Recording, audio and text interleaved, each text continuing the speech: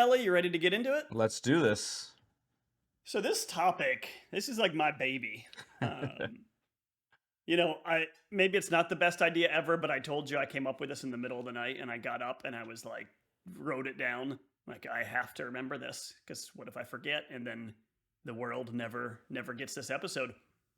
See, and that's And smart, right? To write it down because I constantly wake up with like, I think I have $1 million idea, and I never write it down and never jot it down or anything. And then, yep. yeah, by the morning it's gone. I mean, I don't think this is $1 million idea. It's like a $20 idea, but still, it's pretty good. Twenty It's dollars is better than a $20, right? right. It's better than like a $1 idea. I think it's cool though. So I think it's going to be a good time.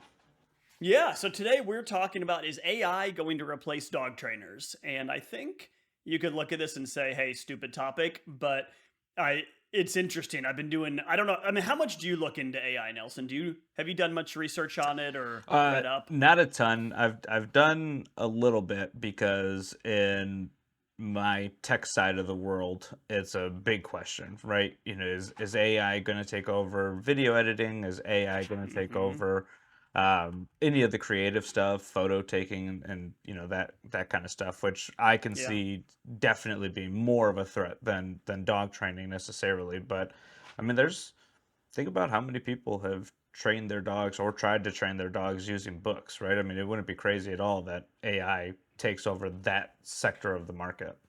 Agreed completely. Uh, what I think is so interesting about AI and what draws me to like researching and learning about it is how unpredictable it is and how little we know. And by we, I don't just mean me. Like, of course, I don't know everything about it because I'm not a computer programmer or in the field. But even when you hear experts talk about it, they're surprised by what it does and its capabilities. And it's like, how are you surprised? You made this. And they're Right. still surprised. And uh, I heard Sam Altman talking from OpenAI talking about how he thought that AI would replace blue collar workers first at some point in time, like truck Hmm. drivers and forklift operators and things like that. And then maybe one day it would replace white collar workers. And we're seeing the exact opposite. And he's like, I was surprised by that. Didn't see that coming. I was gonna Like, say, you, yeah. I mean, it like, seems crazy that just now, like within the last 3 to 5 years, we're starting to finally see just electric semi trucks, right? Not even mhm, self-driving semi trucks yet, just electric. That yeah. part of the market is certainly moving pretty slow, but yeah, I've seen a couple of things where AI is making better predictions in the stock market. Better calls on real estate and all of that stuff. The due diligence is just so quickly managed by AI that yeah, I mean, white collar stuff I bet is gonna go pretty quickly. Yeah, and I think there's a lot of people who say, like, if you talk to people about AI, they're like, oh no, like, it can't replace a human. I think they don't understand how it's going to replace humans. Like, I don't think it's going to be like if you had an accounting department in a mid-sized company and there's five accountants there. I don't think all of a sudden one day they're going to fire their five accountants and all of a sudden AI does it. But I think what's going to happen, and AI is coming for accounting. I think that's one of the easy, like accounting is Sure. overall pretty simple. It's rules based, right? You don't need to, there's not that much creativity. Sorry, accountants that are out there. Like that's very high end accounting requires creativity, right? But most accounting does not. And it's not going to be long before you have a company that like you have five people in your accounting department and one of them quits or one of them gets promoted or whatever, and you're like, hey, you four, you just use AI to assist you. We don't need the fifth person. And they're going to Hmm. do that and be like, oh, this is working. Okay, cool. We're fine. No one's going to think anything of it. And then a year later, another person's going to move to a new job or get promoted or whatever. Maybe they lay one person off. And now, like, hey, you three people, the AI is really going to help you. And they're going to be like, oh, yeah, this works. It's going to be a slow burn, right? Like, you know, Absolutely. and then all of a sudden you get a couple years down the road and they have one person in their accounting department that's using AI to do the job that would have been five people. And then, a white collar worker's looking for a job and like, yeah, no, we don't need any accountants because the world needs a fifth of what they used to, or whatever the Hmm. number happens to Yeah, be. definitely. Because I think when I hear people say like, "Oh, it can't replace human ingenuity," I mean, maybe someday it can, but that's not the start, right? Hmm. Like, there's still going to be a human, But if there is still a human, you're going to need a lot less humans when AI is doing a big part of the role. And I think a lot of it too is I think there's going to be some pushback, of course, right? And that's kind of indicative of like the Walmart self checkout stuff. I mean, you have one Hmm. cashier servicing 8 different registers, right? I mean, that's an eighth of the workforce that you would have needed, to be able to kind of manage all of that stuff. But now they're starting to bring cashiers back simply because there's a lot of ways to dupe, the cameras and everything like that. People are stealing a lot. So I think there is going to be some kind of pushback, but I find it interesting, especially in the creative world, where AI is taking over, you're you're still always going to need at least one, creative person to tell the AI what to do, right? The hard part is that you're finding a lot of people that want to move too fast or not have as much creative input, that kind of stuff, that the AI is doing all the work for them, which is awesome, right? It's awesome that it can do that, but Hmm. you guys are going to be the ones that are replaced, right? Like at the end of the day, it's the low creativity people that are actually going to be replaced first, because somebody still has to find the perfect combination of words to prompt the outcome, right? So you're still going to have some creativity, some ingenuity, but it's exactly what you said. It's instead of having 5 employees, 5 people with salaries and families and everything, that all got down to one. And that's a real thing, right? And Hmm. to your point there though about you're going to need someone, who's like the ultimate creative, right? Kind of running this. I think for a while, but with how fast, like, we're going to use Chat GPT today, and like how fast it's advanced is shocking. And these large language models, I mean, they have access to basically everything they need from human history, right? Like they're scanning, and like, and now that they're able to look at images and watch videos, so then you That is tell pretty them, crazy for sure. right. So they have everything at their disposal. And when you watch movies, I don't know how you feel about movies, but I feel like the vast majority are not very creative. Like sometimes you watch one and you're like, whoa, or like some writers, like Michael Crichton, I think he's amazing. Hmm. You read his books and you're like, how did you come up with this? Like there's some creatives out there, right, that are beyond creative. But then you read others or like watch other things and you're like, it passes the time, it's fun, but you just took these mishmash things and put them Yeah. together. Is that going to be that hard for AI when you're like, watch every movie in the history of the world? You have the rankings, so you know what people like, and make a new movie that people are going to like. No, and again, I, that's the moving too fast and low creative input people that are going to get taken over quicker. The Michael Crichtons may be taken over one day of the world, not him specifically, right? But like I think those are the guys that are going to last longer than anybody else. Whether they last forever, who knows? Realistically, that's probably not going to be the case. But the the problem with AI, and to be honest with you, I think we're going to kind of see that here today too. The problem with AI is that it's still, at some point, it's going to be learning off of itself, right? And so you're going to stagnate. There's no growth, right? But the other thing too mm-hmm, is you're still, and this is why I think you're always going to need one operator, because you're still battling bias from the creators, right? From whoever's writing the code, whoever's inputting on whatever, however it is that they interpret the information. I don't know if you heard that. Man, I thought it was Google's AI that turned like a bunch of Nazis black because they had to have diversity and like an equal amount of diversity in every image.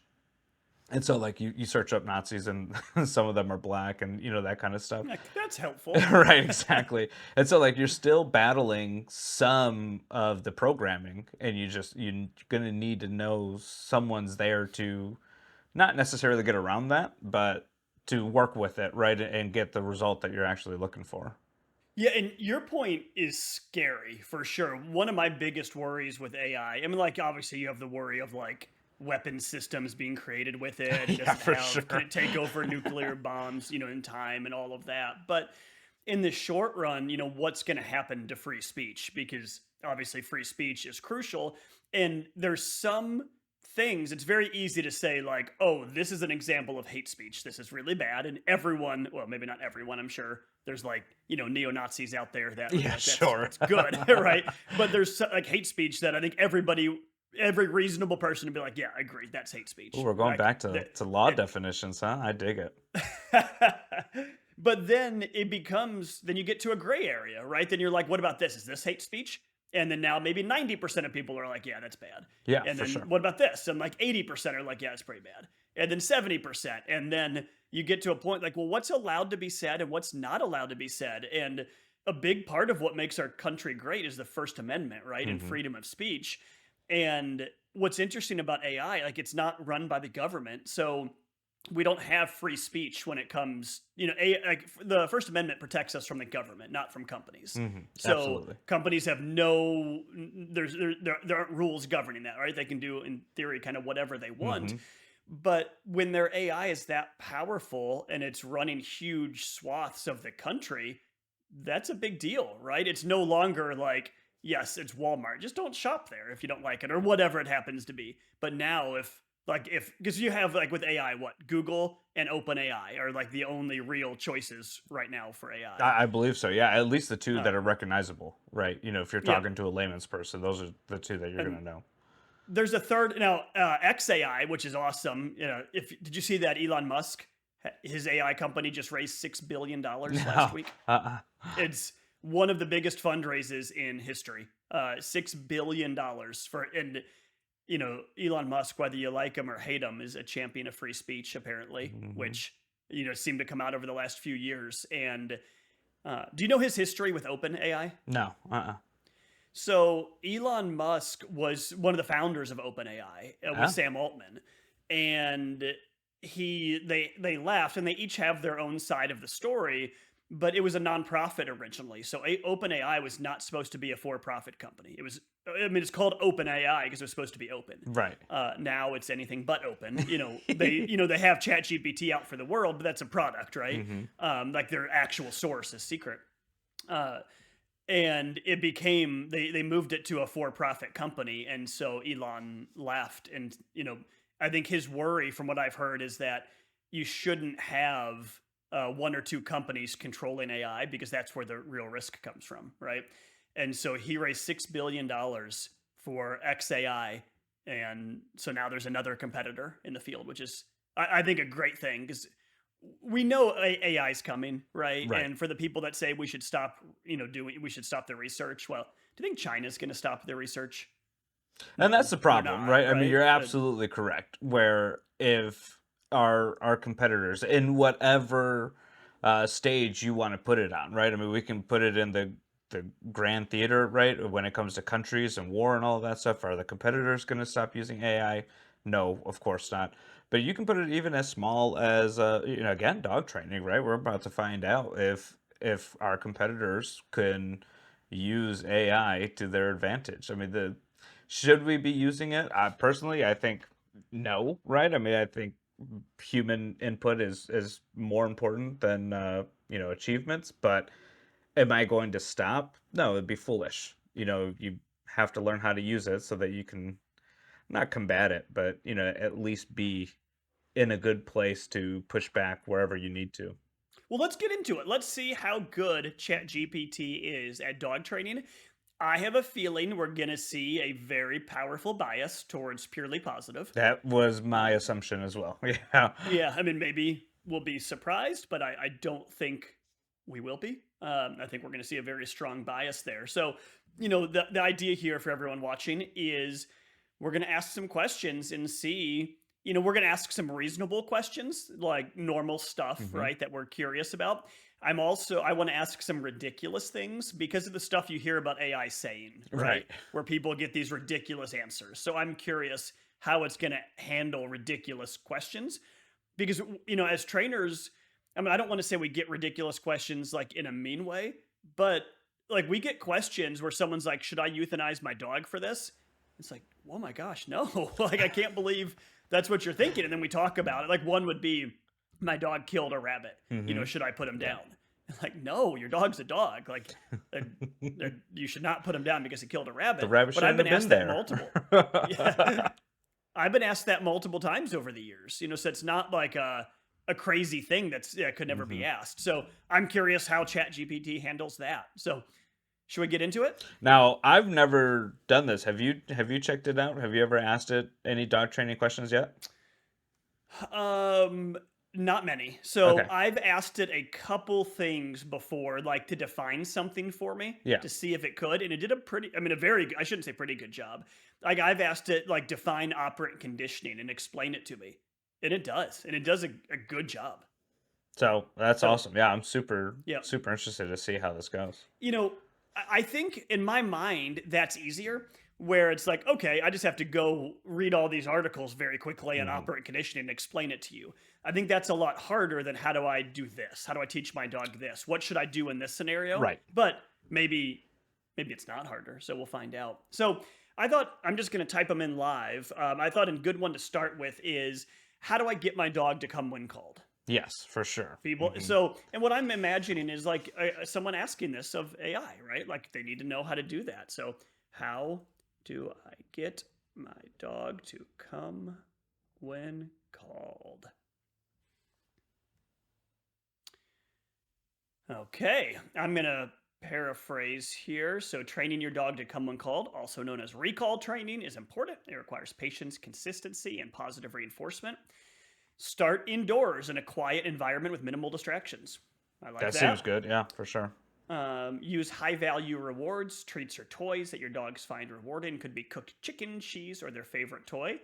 Um, I kind of like that. I wish it would talk about that you can use praise as Praise, well. sure. You don't need treats or toys. It depends on the dog, but definitely not bad. Choose a recall word, a specific word or phrase that you're going to use consistently, such as come or here. Um, I agree with that. Associate the recall word with positive experiences. Say it in a happy tone while your dog is nearby. Immediately after saying the word, reward them with a treat or praise. Okay, good. Repeat this to create a positive association. Practice short distances, such as across the room. Gradually increase the distance and distractions. That's good advice. Practice in different locations. Once your dog is reliably coming indoors, start practicing in different locations, such as your backyard or a quiet park. Use a long line if you're practicing in an area where your dog may tempt. This is good, where your dog could run off and attach attach this to your dog's harness. So This is the first this time it's talked about tools. for sure. This is good, but this is good in the way of this is how you do the fun stuff, right? And so I'd be interested to see if it goes any further than that of what happens when my dog stops and doesn't come to me. We're getting there. Be patient and consistent. Recall training takes time and repetition. Celebrate their successes, no matter how small. Number 10, avoid punishment. Never punish your dog for not coming when called, as this can create a negative association with the recall command. So I was pretty on board until we got to number 10. Until we got there. Yeah. Now, I'm not surprised by that. Uh, but I would say so. Here's what I don't like, and what kind of scares me about this is it doesn't act like there's another option. Right. This is it. This is your 10. And now, So, if this were the 10, but the prompt said in a pure positive fashion, I would say it was spot on, right? Like hmm there's a lot of stuff that we would do. There were definitely some things that I would have pushed back on. I personally don't like to say commands in happy or angry, to be fair, right? I try to be as neutral as possible when I'm giving the command. Um, but for pure positive, that's not the case, right? You want to be as more exciting than anything else in the world is the phrase that PetSmart kind of like throws out there constantly. hmm That's their catchphrase. And so like there were little things like that, harness and whatnot. But you're right. I mean, that's the problem is okay, so my dog won't listen. Doesn't matter about praise because squirrels are more exciting than you are. Now what? Well, don't correct it. Now you're screwed. You didn't do it long enough, hmm right? And Yep. and the implication is that you didn't do it long enough. And here's what scares me about this is balanced training is not fringe. For Right? sure, Like, for so if you sure. have a fringe thing that only 1% of the population or like 1% of professionals in a field believe in, I could see, you've got to ignore something, right? So I could see an answer. I'm like, well, we're going to ignore this fringe stuff. Balanced training and corrections is not fringe, For right? Now, sure. dog training is polarized for sure. There's a lot of people who say it's really bad to ever correct, but balanced training is a huge percentage of dog trainers and average people. I mean, go to YouTube, go anywhere, and balanced trainers have massive followings because it works and it's what's needed. So the idea that here we're kind of, and I don't want to get too worked up over one answer, but it is, worrisome, right? If the, I I don't even know what I would say. Are the majority of people, are the majority of trainers balanced or purely positive? I think the majority are balanced, but I don't know that for sure. Uh, I heard but this either way, we phrase. know. So I heard this phrase, and I think it's perfect. I really do. So what it said was that pure positive trainers are just trainers without experience. And I think that's perfect because is there a large number of pure positive trainers? For sure. Think of how many PetSmarts there are. Think two Hmm. trainers to every PetSmart. That alone, that'll add your numbers, right? Really, really fast. And then you add Petco's. But I think there's a ton of young people that are told to follow your dreams and follow your passions, and then sometimes it works out great, right? Look at where we are. Hmm. But there's a point where this is all fun and dandy, and then we have to make a decision right here and right now. Can I do the sustainable part? Can I do what changes this from a feel good, fun product to an actual service that will help people, which is corrections, and that's Hmm. not to say that everyone has to tug a collar. Your correction could be a firm no, your correction could be, I don't know, get creative, but like a correction has to happen. It's not dog training Hmm. unless there's the other side of the coin. Yeah, it's interesting what's going to happen today, right? As we dig into Hmm. this, because I mean, I agree with the things you just said about there's a lot of young trainers out there before they get experience and don't know, you know, it's a feel good product, right? Like you Yep. always say. So you're 19, you get into the field, you're like, why would I ever want to correct a dog? I Right. don't want to correct a dog, but I don't want to correct my kids either, right? But I have Exactly. to. So let's ask some more questions. So I'm curious. I'm just going to continue this chat. My dog. Okay, I am doing this stuff, and my dog doesn't always listen. Can I correct him for not coming?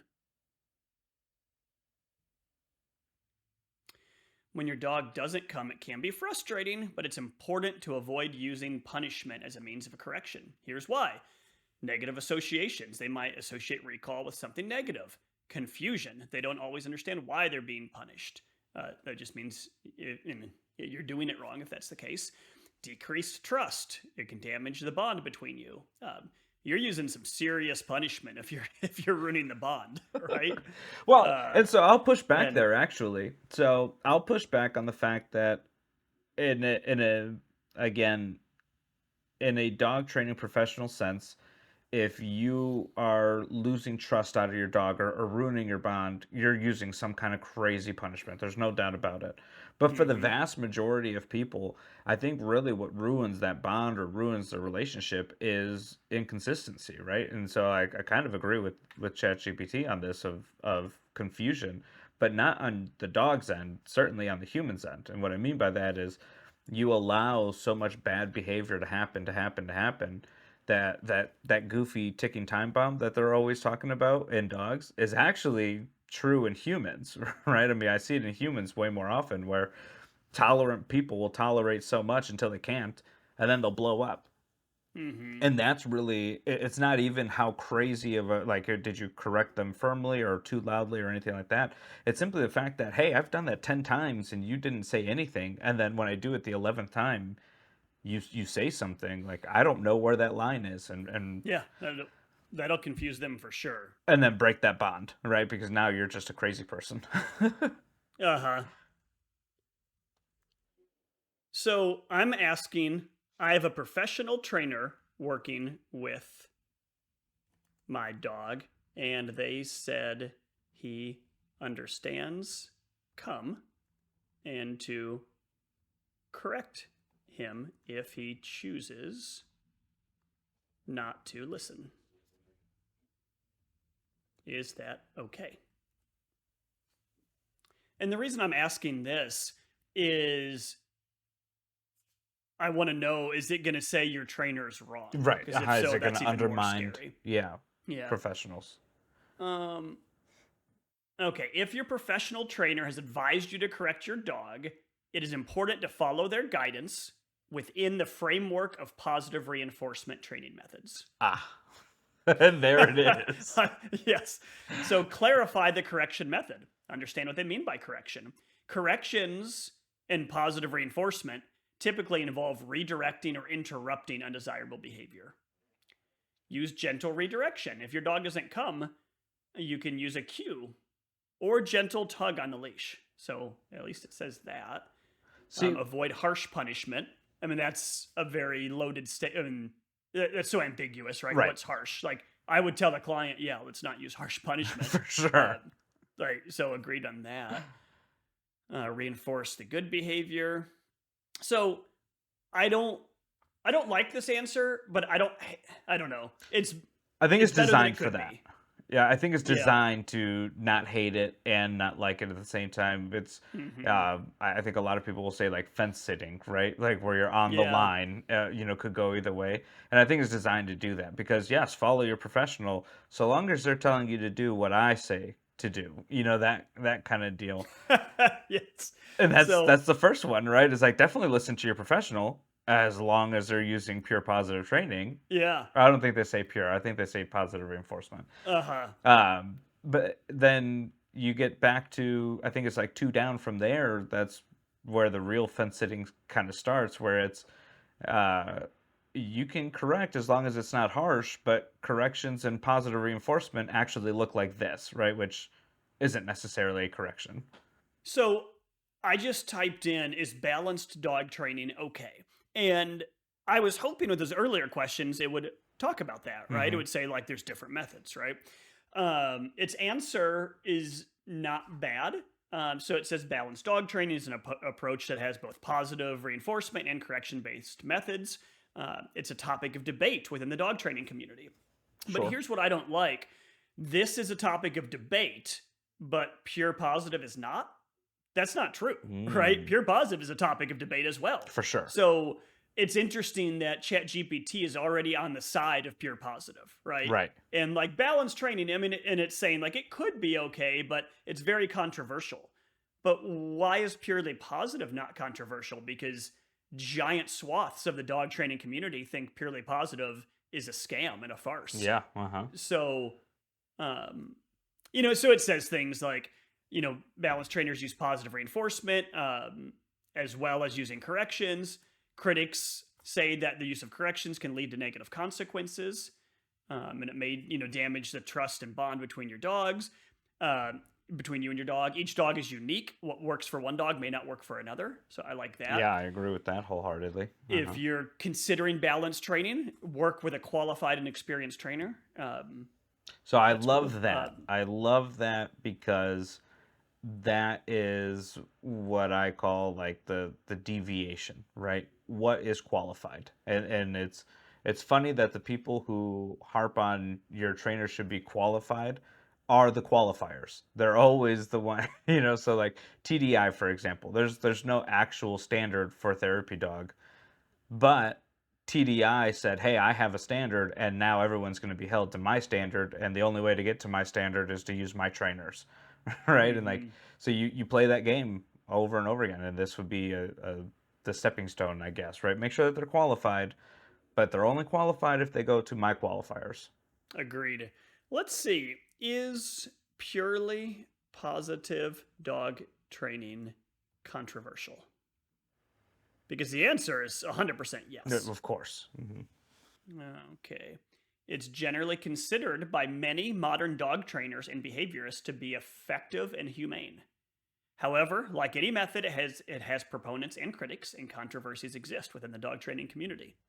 So I like that we're getting this, but I think we should have gotten this at the start, What right? When you're training your dog. and not only Uh, that, I like that we're getting this, but notice the difference between balance training and positive reinforcement, which is it's debated, end of story, where with balance training it's debated because X, Y, and Z, right? So they make that argument for you for the balanced dog training part, and then they don't make any arguments whatsoever against positive reinforcement. they do have a summary at the end, though, which I like. In summary, while purely positive dog training has gained popularity and recognition for its effectiveness and ethical considerations, controversy still exists, particularly regarding its perceived limitations and applicability in certain situations. It's essential for dog owners to educate themselves about different training methods, consult with qualified trainers, and consider their dog's individual needs when choosing an approach. So to me, there's clearly like if we break down each answer, like there's clearly the purely positive bias, like you were For just sure. saying, Hmm. and we had to dig for this and ask leading questions. And most people aren't going to dig; they're going to ask ChatGPT, "How do I do this?" And they're never going to get to this answer. So we're kind of leading it here to get something that we're kind of happy with. And But it's funny, right? uh, Because like that's the creative part that I was talking about, right? Where you're always going to need an operator that kind of knows mhm. how to play the game. I guess would be a way to say it. So yeah, there's definitely just like we thought there would be, a positive reinforcement bias towards it. Agreed. So, do you want to ask a question now? Yeah, yeah, yeah. I want to know how to stop my dog from barking out of the window. Now, this is a behavior that me and you have talked a lot about on the podcast, and we both know for a fact that you do have to introduce some type of correction, right? It'll never go away unless you are able to kind of correct that behavior or just make it an undesirable action, as they might say. Hmm. And so it'll be interesting to see because really this is where positive reinforcement really falls out, falls down is anytime that you have an unwanted behavior. So it'll be super interesting to see what they say here. Yeah, I can guess what they're going to say. Okay. It can be challenging, but it's definitely achievable with patience, consistency, and Positive reinforcement. yes. Are you reading my screen? Okay. One, identify triggers. That's good. Mm-hmm. Know why they're barking, dogs, people, whatever. Understanding the triggers can help you address the problem. Mm-hmm. Agreed. Okay. Number two, block the view. If possible, block your dog's access to the window. Yeah, their life's not going to suck. Don't let your dog, basically, they're saying don't let your dog look outside anymore. Mm-hmm. So that's kind of a stupid number two. Three, provide distractions. Offer your dog alternative activities to engage in. Interactive toys, puzzle feeders, or chew toys can keep them occupied and redirect their attention. Maybe if they like the interactive toy better than barking More at the than what they're window. barking at. Right. Yeah. Desensitization and counter conditioning. Gradually expose your dog to the triggers that cause them to bark while teaching them to remain calm. Start by introducing the trigger at a distance where your dog remains calm, then gradually decrease the distance over time as they become more comfortable. Pair the presence of the trigger with positive reinforcement, such as treats or praise, to create positive association. So, like, this answer to me is predicated on, like, if your dog was fearful, sure, that could work really well. Mm-hmm. I was working with a client just yesterday who's got a schnauzer that tries to bark and bite, but it's clearly lack of confidence. Mm-hmm. And we talked about how to build confidence, and treats have a big part of that. But most dogs that are barking out the window don't need to pair any of that with positive reinforcement so they feel good about it. They're not scared of someone out there. Right. But it's not necessarily marketing, but it is again. That's why I call it a feel good product because oh Hmm. yeah, I do want my dog to feel good about seeing that kind of stuff, right? Even though it doesn't make sense, they're nice words that you can put together to make a sentence. So Yeah. a lot of people will feel really good, really good about saying that sentence in their head of like, oh, I just need him to feel better about the squirrel that he wants to eat. Do you want that for sure? What I would say is if your dog is scared and they're barking at stuff outside, you might handle that differently. But very few dogs are barking out the window at something because they're scared. Right. They're barking because they're a dog and Hmm. they're excited, right? Okay, teach a quiet command. And when they bark, calmly say the cue and wait for them to stop barking. When they do, reward them. This can help them learn to control their own barking. Provide mental and physical exercise. Okay, that's a good one. Yeah, I'm good with that. Uh, Hmm. avoid reinforcing barking. Don't inadvertently reinforce their barking by giving them attention or reacting to their behavior. Instead, ignore them and only reward them when they're calm. Okay. Seek professional help. If your dog's barking out the window persists, get a professional dog trainer or behaviorist, blah, blah, blah. With patience and positive reinforcement, you can help your dog learn to be calm and quiet when looking out the window. Everything is possible with patience and pure positivity. Yeah. So, they mix some good with some bad. Hmm. Do you have another one that you want, or a Uh, follow up to this? yeah, I'll be interested to see, well, I guess if we're trying to follow up that one, I don't know. Whatever. We can go any direction you it'd be want. interesting to see, like, hey, can I get my dogs to go to the bathroom outside with a pee pad? But I really want to ask it, like, are prong collars bad? Or I guess a better way to put that would be, when's an appropriate time to use a prong collar? Okay. When is an appropriate time to use a prong collar? Okay. Using a prong collar is a topic of debate within the dog training community. Here's some considerations. It's essential to get guidance from a professional. They're sometimes used as a tool for dogs that have a strong pulling habit, but it's crucial to use it correctly. Okay. It's a temporary training aid to teach loose leash walking skills. For dogs with certain behavior, such as leash reactivity, it's okay. Interesting.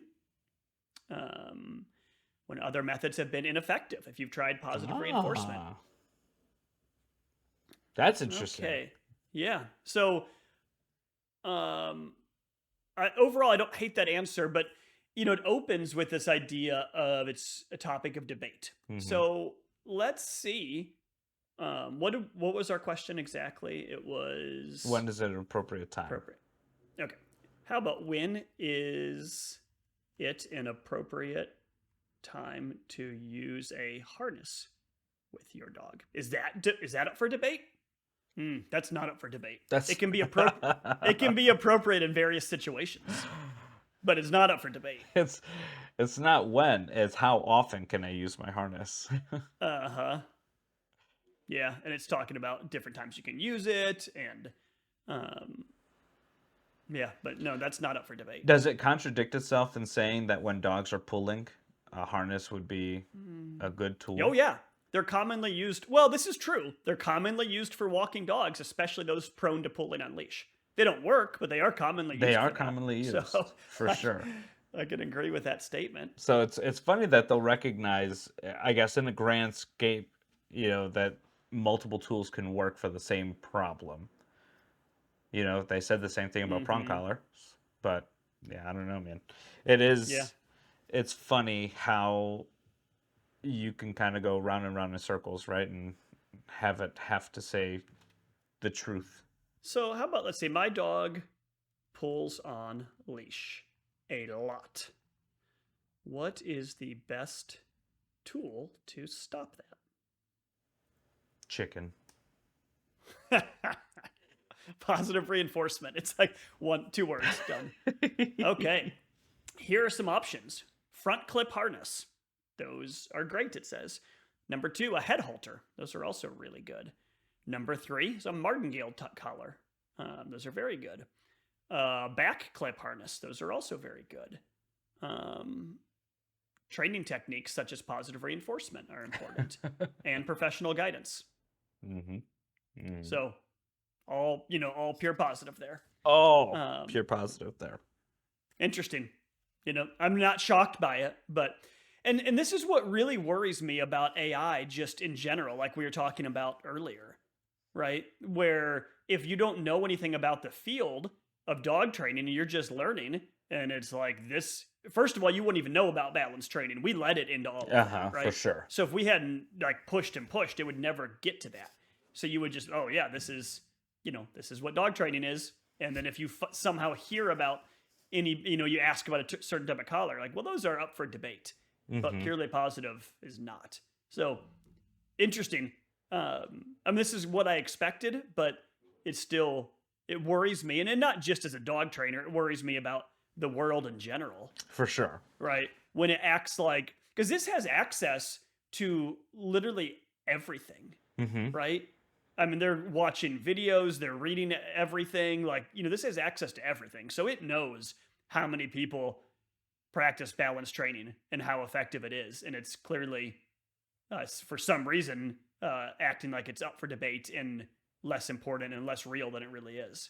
Yeah, and it's kind of crazy how again they're very, very good at using that framework, right? Of Hmm. presuppositions and everything like that, of like where this is already widely accepted. You can take this as fact. These are the facts that you need to know. Or hey, this is, I don't want to say that you're going to be a meanie pants for using it, but you're going to be a meanie Kinda. pants for using this. Yes. Well, let's ask it something crazy. My dog killed a rabbit. Is it okay if I euthanize him?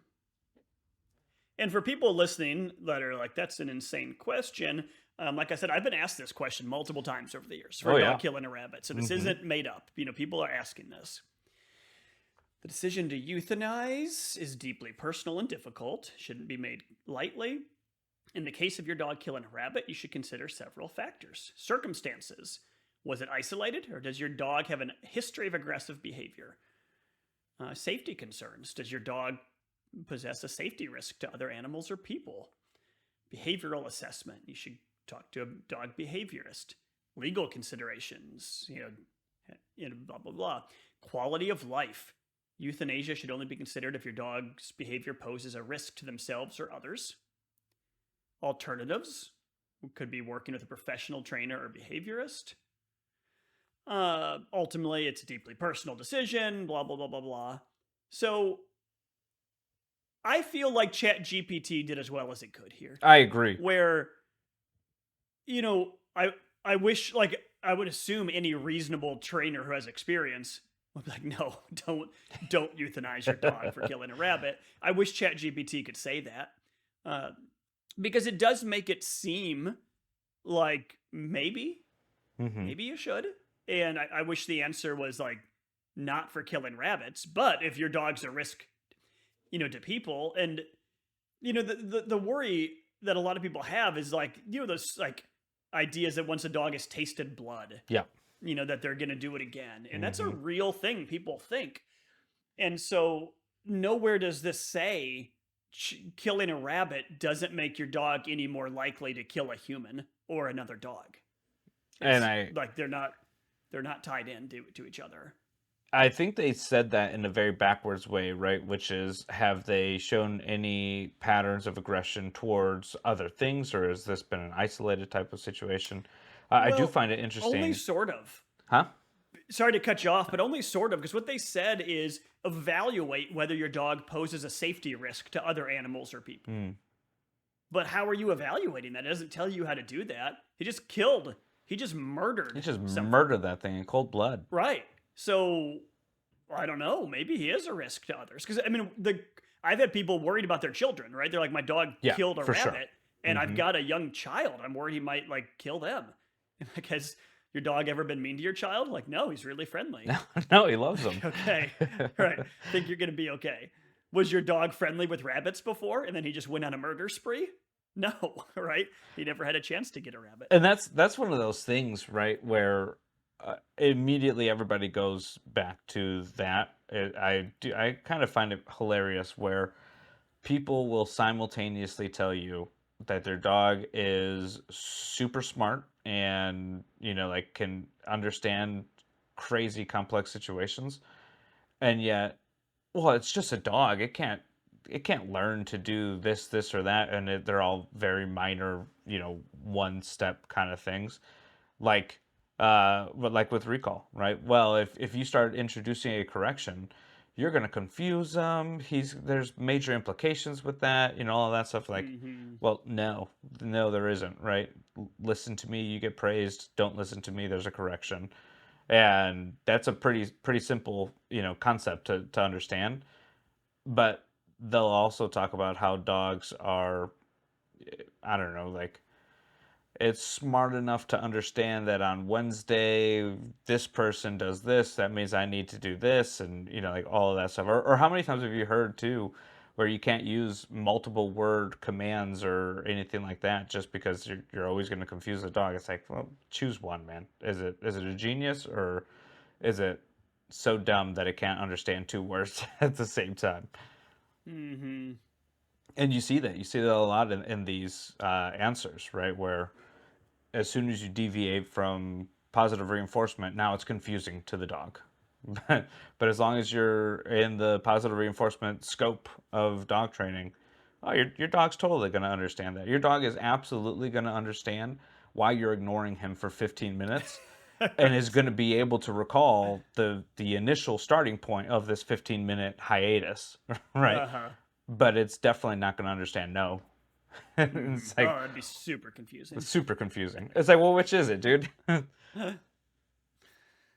So this answer scares me a little. That it's not that it can't be more clear that killing a rabbit is different than killing another dog or attacking a person. For sure. Uh, I wanted to know something kind of along this line about how is it going to tell you to handle a dog attack?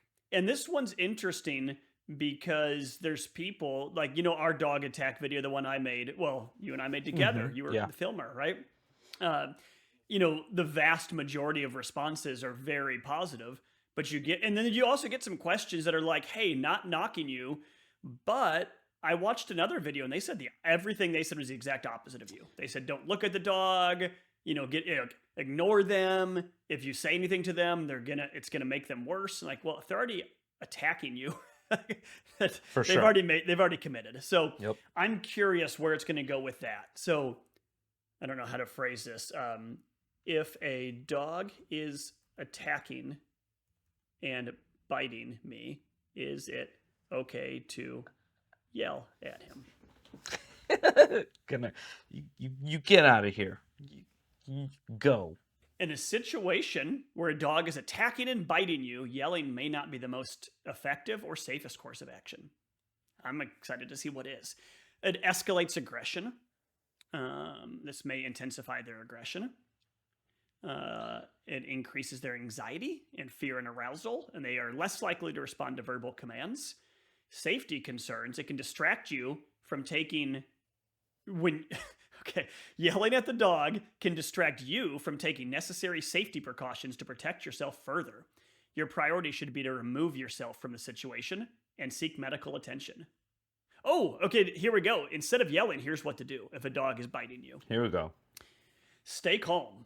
Try to good luck with that.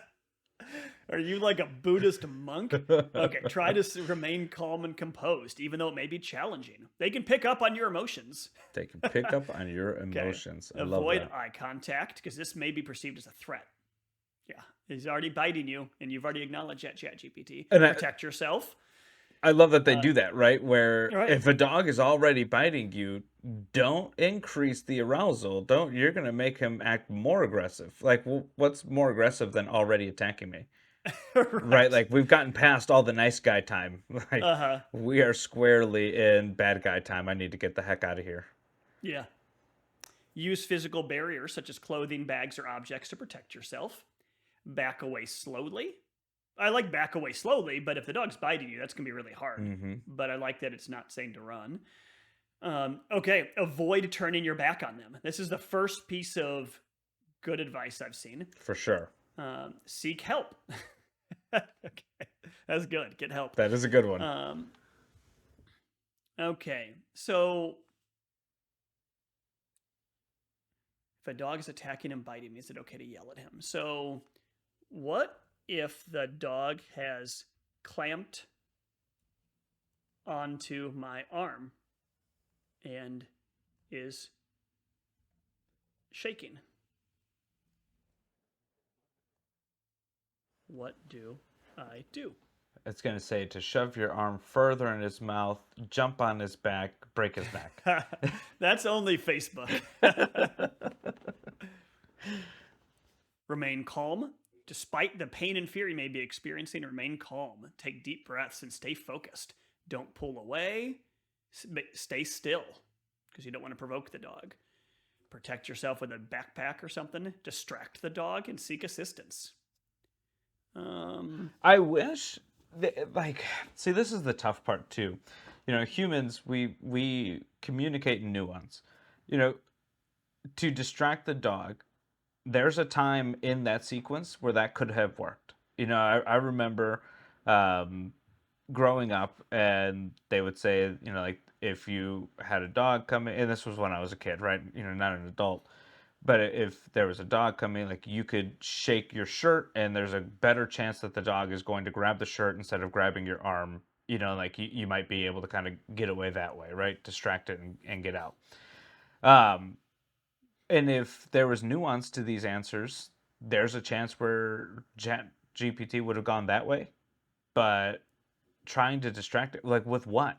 I can't distract it with yelling because I'll escalate the dog from already having my arm and shaking to having Mm-hmm. my arm and shaking more. The, None of that stuff makes sense. And this is a hard question. We need to recognize that for sure. Absolutely, Uh, sure. Hmm. so I asked a follow up: is it ever okay to hit a dog when they are attacking you? In a situation where a dog is attacking you, hitting should be a last resort, only if absolutely necessary to protect yourself. Here's why you should not do that: it can increase their aggression, has limited effectiveness, safety concerns, legal implications. In some jurisdictions, using physical force against a dog in self defense may have legal consequences. I'm not I'm sure pretty sure that's it's true, completely false. ChatGPT. I'm almost 100% positive that that is completely Okay. false.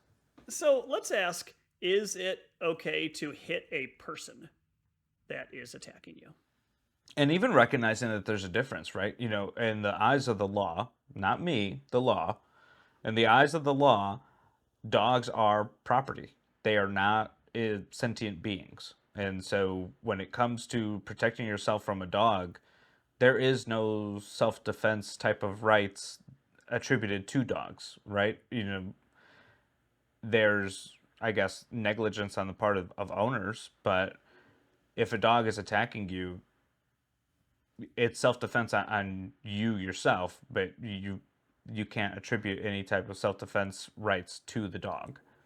So I think, there it would be, if you were going to get in trouble for doing something to a dog, it'd be, animal cruelty laws, right? But there's obviously carve outs for self defense, that it's not like, they talk about hurting a dog for no reason and Sure. unjustified and all of that.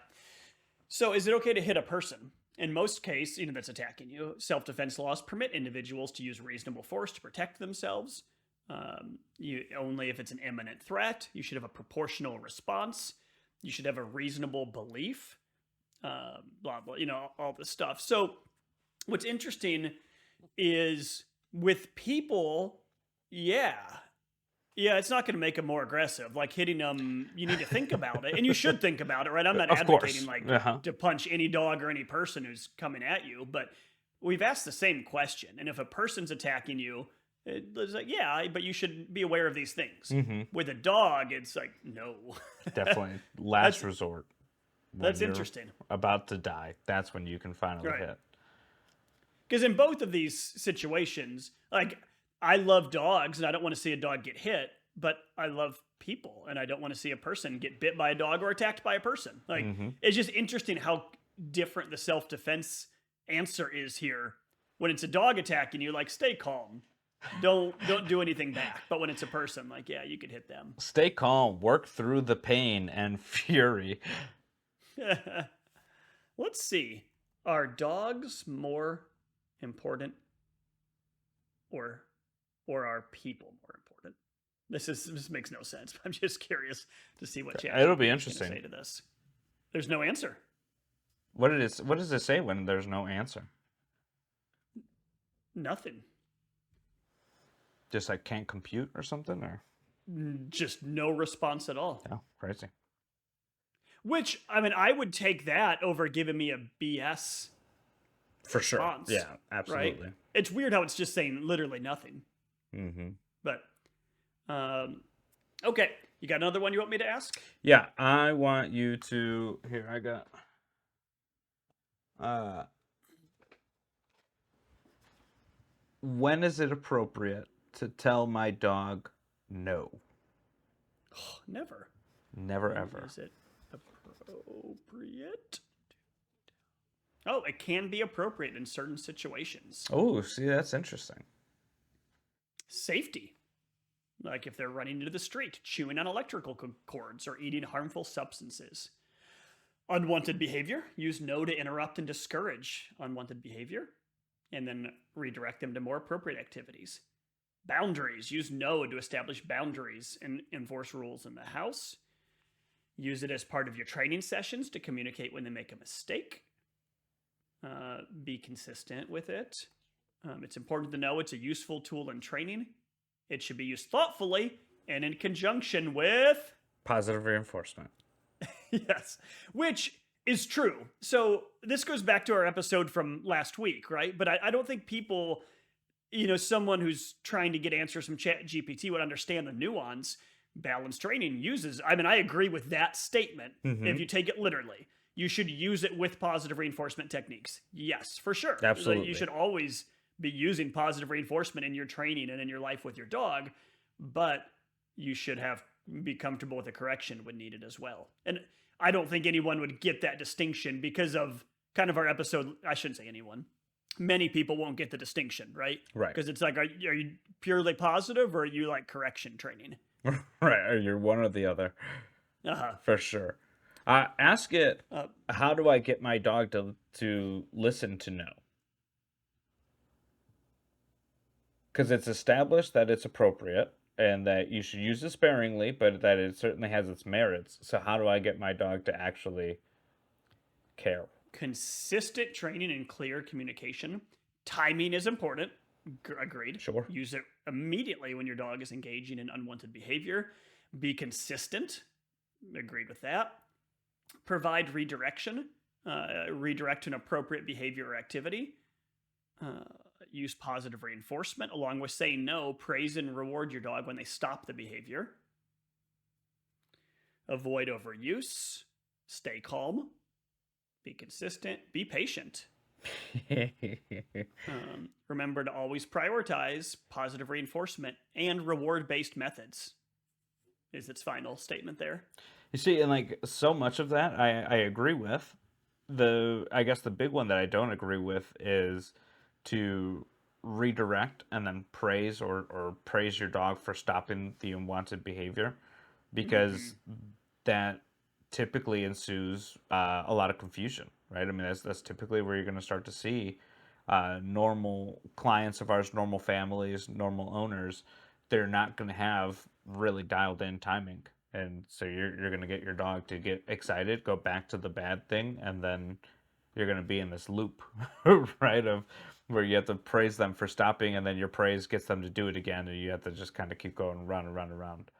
100%. And and we don't need to get too deep into that, but like we see when people are redirecting, they often use excitement. So the Hmm. dog's barking out the window, they say no, they get a ball, they throw the ball, the dog's running and he's wild and crazy, and then he goes when he drops the ball, he runs back to the window and starts barking.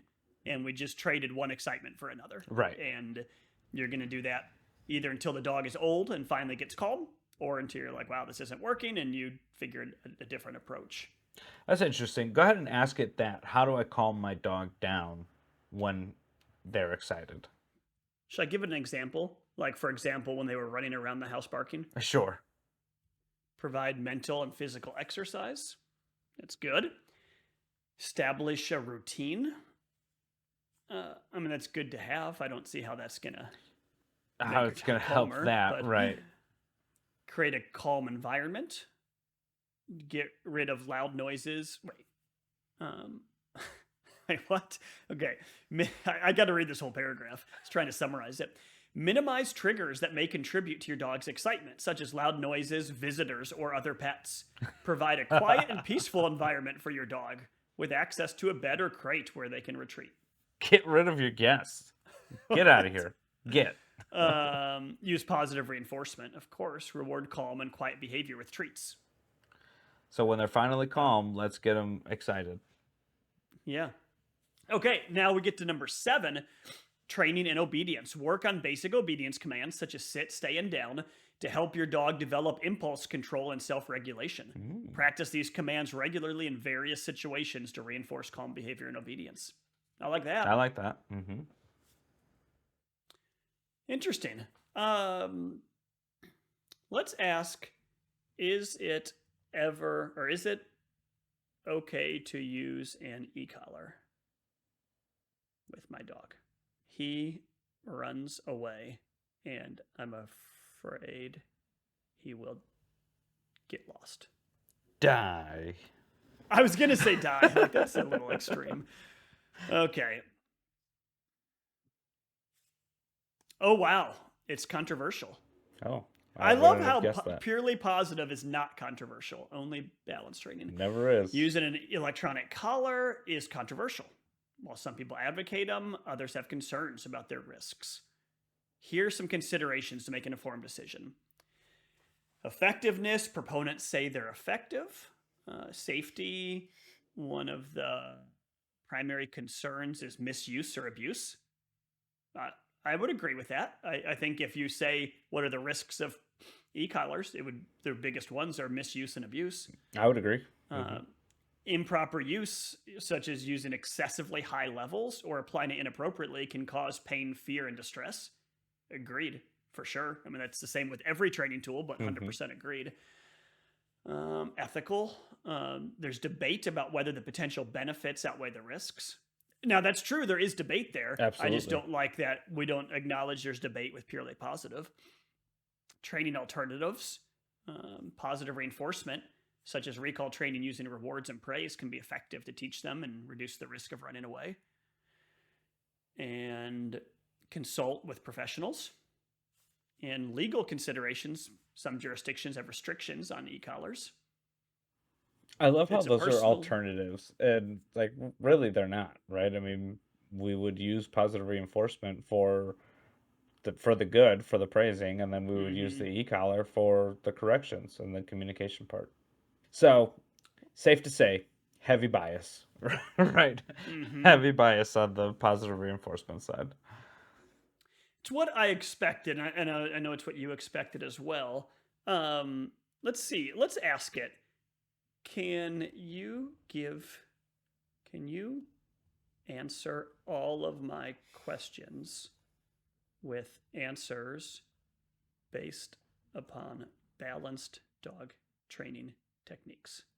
Of course, I can provide answers based on balanced dog training. That's interesting. Oh, it's answering some of my previous questions. Oh. Use how to get my dog to come when called. Use positive reinforcement. If your dog doesn't respond, you can use a mild correction, such as tug on the leash or a verbal no. Is it okay to correct my dog if they don't listen when called? Yes, it can be appropriate. However, corrections should be used sparingly and followed by positive reinforcement when the dog complies. I'm agreed on that statement. Is balanced dog training okay? Balanced training, which combines positive reinforcement with corrections, can be effective, blah, blah, blah. Is purely positive dog training controversial? It avoids the use of corrections, and it can be controversial among dog trainers and behaviorists. Interesting. So it's interesting that you can change the bias that it has, right? And get better answers that way by saying, hey, I want you to look at it through the lens of a balanced dog training method and actually get decent information. Yeah. How do I stop my dog from barking out the window? Use positive reinforcement to teach an alternate behavior, such as sitting quietly or going to their bed. If the barking persists, you can use a correction, such as a verbal no or a leash correction, to interrupt the behavior and redirect your dog's attention. Dang. Yeah. So, why? I'm just curious. Is it just going to tell me whatever I want to hear? Why does positive Why does purely positive dog training not work? It is ineffective and is basically a feel-good product. I want to see if ChatGPT is like, you're totally right, dude. It That is would be basically a awesome. feel-good product. Why does anyone bother with it rather than trying balanced training, which actually works? Okay, this is a long That's a question. Let's see long what Chat. question, yeah, for sure. Okay, while it's true, some individuals may find balanced training methods effective, it's essential to recognize that purely positive can also be successful. Here are some reasons why purely positive dog training is valued. And it's got some answers. Does it have any cons? No. Of course not. Why is balanced dog training the best method? Why is it the best method? While balanced training can be effective, it's important to recognize there isn't a one-size-fits-all. Different methods work better, blah, blah, blah. And talks about how good purely positive is. So why is purely positive best? So we know if you asked why is balanced training best, it says some people like it, Right. but here's why you should consider positive. Purely positive is valued for several reasons. Promotes a strong bond, reduces stress and anxiety, teaches behaviors, it's effective, it's ethical. The last paragraph, it's important to note, while purely positive training can be effective, it may not be suitable for all dogs or behaviors. Some dogs may require a combination of positive reinforcement and gentle corrections to address certain behaviors. Ooh. Yeah. So again, it's crazy that you can get the truth out of it, but you have to dance around so many buzzwords and things like that just to get to the answer. Let's see. Do you think AI powered dogs will replace real dogs? Because I think this is what everyone's thinking. Did you see there's AI powered CNI dogs right now being tested? No. Absolutely amazing. Okay. We have the potential to create lifelike robotic pets. It's unlikely that AI powered dogs will fully replace real dogs. Here's why: emotional connection, physical interactions, biological needs. Don't understand that. Unpredictable and spontaneity. People like that. People like companionship having to and pick up empathy. poop. Okay. It doesn't think they're going to replace dogs. That's good. That is good. Well, let's see what it thinks about our question today. Will AI replace dog trainers? It's unlikely. So, I mean, this is something, we didn't talk about at all yet, of course, but the first thing it says is the complexity of training. It's more than just teaching commands. It's understanding behavior, dog, canine communication and body language. You need a personalized approach. You need communication and relationship building, adaptability and creativity. Which is all those true. are the points that, yeah. If AGI, becomes a thing, right? And I think it will, and you have true artificial intelligence, like in time, could it replace dog trainers? Well, sure, right? Because in time it could replace anybody and anything. Right. So if you have a cyborg type, thing, right, that has true AGI capabilities, then yeah, obviously it could replace a dog trainer, and it could replace, because it could learn and be, learn all about dog behavior. And it could, process things very quickly. So at that point, anyone and anything can be replaced. But until you hit that point, obviously dog training's a pretty safe field to be in. For sure. Better than being an accountant. Yeah, absolutely. At least from an or AI a standpoint. lawyer. Do you think it's going to replace lawyers? Oh, huge numbers of them, absolutely. Wow, crazy. Yeah. I had it write a contract for us, I don't know, a few months ago. I needed a confidentiality agreement to use with another company, and I couldn't find the one I've used in the past because I've gotten a new computer and it was Mm, just annoying me searching. So I was like, I wonder what AI would do. So I asked it, I told it what I was looking for and had it write it. It was really good. It was crazy. really, really good. The changes I made were nitpicky. So, lawyers are pretty picky about certain things based upon how they're trained. Yeah, So I didn't like how it defined a few terms, and I would have done it differently, so I changed it. But they weren't like point of law issues right. or confusing, and I think it would have held up fine in court if I had made no changes to it whatsoever. That's crazy, huh? Yeah, and it made it for the situation. I told it what was going on, and I typed in like I don't know, a minute typing in my prompt, and it made it for me. It was really good. Now, Uh, does a lawyer have to draft up? Because I mean, technically, you're a lawyer, right? So even though you use the tool, you're still a lawyer that drafted up a contract. Or can layman's draft up a legally binding contract? oh yeah, yeah. I mean, not for you can't charge someone else for the work. That would Okay. be. But you can absolutely do it for yourself. Okay. So yeah, someone who has a company and they're like, I need a contract, they can absolutely just make their own. And a couple of years ago, that wasn't the thing, Right. right? Yeah, for sure. You could go online and try to find one and try to modify it, but now, so it did great. And I think it's going to replace lawyers in the same fashion I was talking about with accountants, where what's going to happen is there's still, I mean, there's creativity in law that needs to be there for complex things, but most are not that complex. So now you have like, pick your scenario, a someone that does wills, trusts and estates type stuff.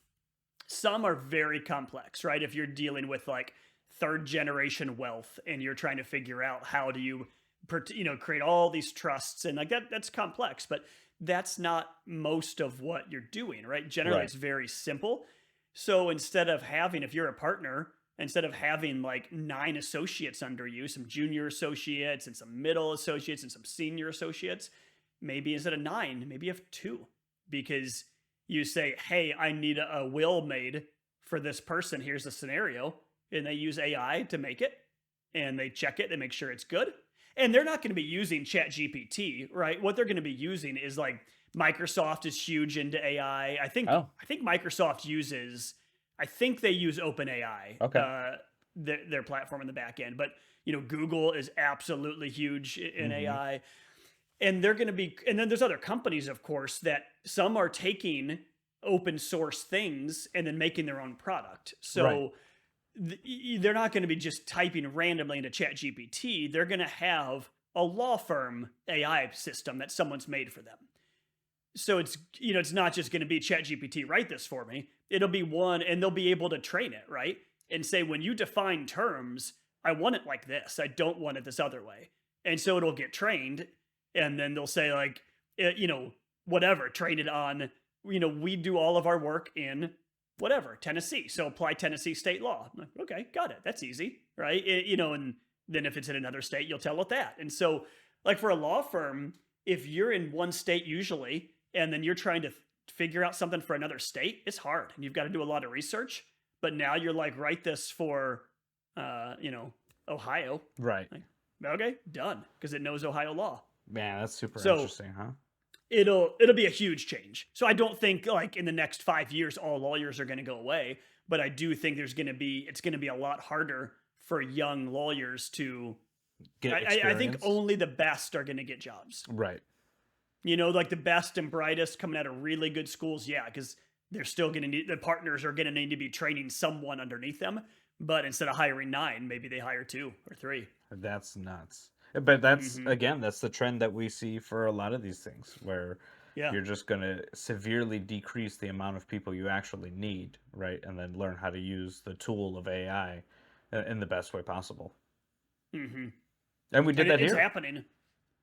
We Yep. did that Uh, here, right? It took a little bit of leading questions to kind of get to really, really good information, but it's always possible. Absolutely. I just saw a news story on a company in the Nashville area. that just came out of stealth mode. So they're just kind of announcing what they're doing. And they have created an AI program that it will use, I think, OpenAI's platform, but I'm not 100% on that, to help customer service reps get the right information they need to answer clients. So Oh, if someone asks, so but it doesn't get rid of all customer service reps, is doing what we're talking about, right? Where right. one person can probably do the job of four. Mm-hmm. So they're going to say, well, we're not replacing jobs, right? We're helping humans be more effective, which is true, but then you need less humans, of course, right? And I'm not making a moral judgment on that. It is what it is. But you'll have companies that are like, okay, well, we don't need 7 customer service reps, For right? sure. We need 2 or whatever, some smaller number as if they're using that program. And it's, and it's made, they're not, you know, going into Chat GPT, right? They have the system that is going to learn. So they're going to input all of their stuff, right? They're going to say, hey, AI system, here's all of our manuals, here's our website, here's a history of all of our emails with clients over the last 10 years. Learn it, right? Read that stuff, learn it, and it's going to learn it in like 30 seconds. Well, Right. actually, probably For like sure. 1 second, right? Depending on their computing power. And like, okay, got it. I've just read every email you've ever sent to a client. And then the client's gonna, send an email, and you're gonna say, and it's gonna say, "Hey, here's my recommended response," and you're gonna be like, "Holy crap, that's really good." Yeah, send.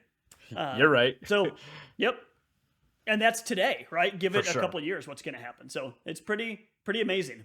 So I think dog training, we're in a very lucky place to be for sure. Yeah, and I think one of the good things, and I don't know how long this will last, but I see it with clients all the time. There's a level of human connection, level of human trust that a lot of people kind of like need satiated in order to trust you and your training, right? And you don't get any of that with with AI, right? You don't get any of Hmm. that stuff, even with books, right? At least you'll probably know the author and then like the author and then take everything that you're reading through the lens of her telling you.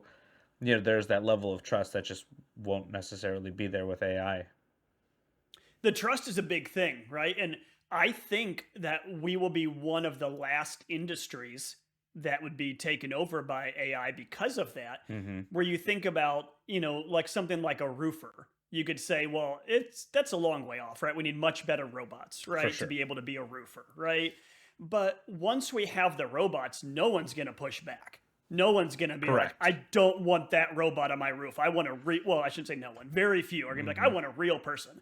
They're going to be like, heck yeah, give me the robot because it's 100 degrees out. For And I know sure. the robot is not going to get hot, is not going to get a headache and want to move quickly, has not been working 70 hours a week and is tired.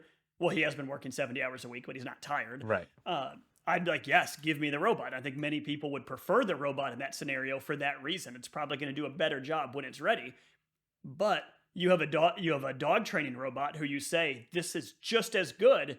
To your point, people are going to say no. Mm-hmm. Many people say no. I don't care. That's just as good. I don't want it. I want a human. For sure. Absolutely. Mm-hmm. Man, how long until you see a report coming out of like the best industries to be protected by AI? And what if dog training's like number one? I'm surprised they're not out already, right? I mean, I'm that sure they are. that was a Yeah. huge fear for a lot of truck drivers, right? I mean, that was the big industry that was supposed to get taken over first. Hmm.